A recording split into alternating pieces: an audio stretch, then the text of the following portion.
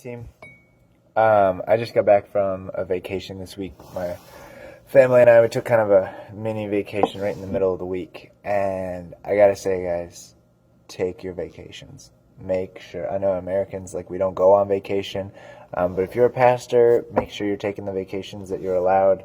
But if you're not a pastor, if you're just a person, like, make sure you go on vacation. There's this thing that happened a couple of decades ago where people started to view going to church as an obligation. I have to go to church. And so they wanted to get away from it. And so they started viewing church as a thing that takes from us rather than a thing that refreshes our souls. And so they stopped going to church. They said, well, I don't have to go to church every Sunday, and so I'll go less and less and less. The problem is, what happened is the culture around us said, hey, if you're not going to be in church on Sunday, maybe we can get something out of you. Maybe we can put you to work. And so more and more people started working on Sundays.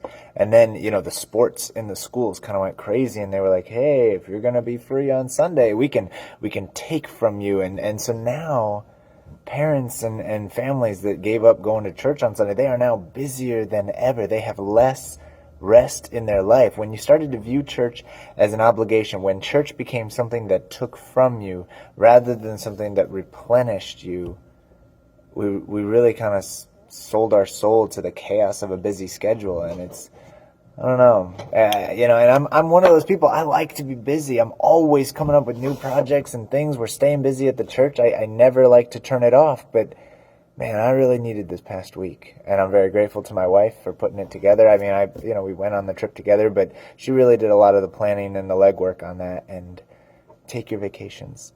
Take your Sabbath. Carve it out every single week, and not just vacations where you go and you're off for a week or two at a time, but I'm talking like every week. Make sure you take your Sabbath. Go to church because it gives something to you. Not because they're taking stuff from you, but because it replenishes your soul, and you need the break. God said so. For consultation, see Genesis 1. Anyways, I just wanted to share that with you. I'm back from vacation, and, just make sure you take your Sabbath. All right.